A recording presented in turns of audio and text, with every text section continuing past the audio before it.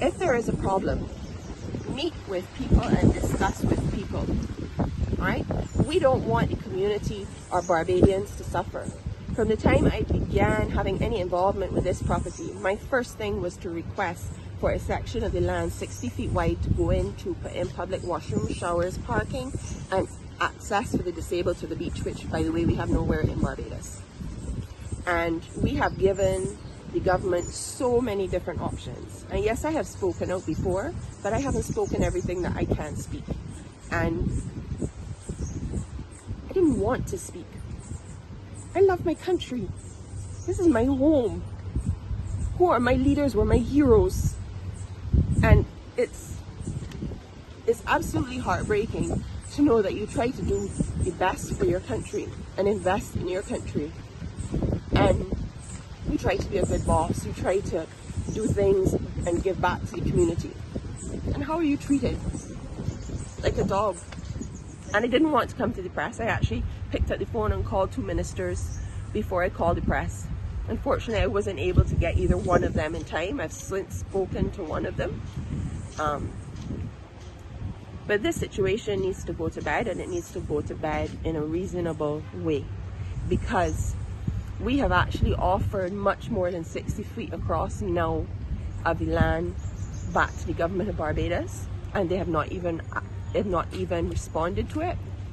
When this land was sold by the government of Barbados, it was sold after plans had to be submitted to see if it was in keeping with what the government wanted, and it was for a hotel condo, I think over 300 rooms, and that was the basis on what the purchaser purchased. It's like you go into courts and you're buying an oven. Oven, so has a stove top and it got the oven and boiler, right? And you get home then and they say, oh no, you can only use the boiler, right? You're not going to accept that. Of MTW, they responded to a report relating to a blocked drainage area, which basically is responsible for bringing water from a lot of the city districts, taking it through the underground area into the sea. And so they responded to that area, which happens to be on the property right now that everybody knows as Santia on the beach, which is right next to Copacabana. It is clear from examination of the area with the drainage team that there's some work that has to be carried out on the site in order to be able to allow the flow of water to go freely into the ocean.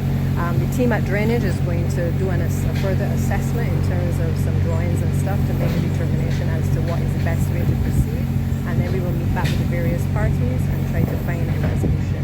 I'm grateful to the owner from Savvy, Mr. Kinch, and his other half, Sarah Taylor, for being able to facilitate the drainage team and the technical team being here to be able to find a solution of compromise in terms of how we carry out the works pretty much on the property that they currently occupy.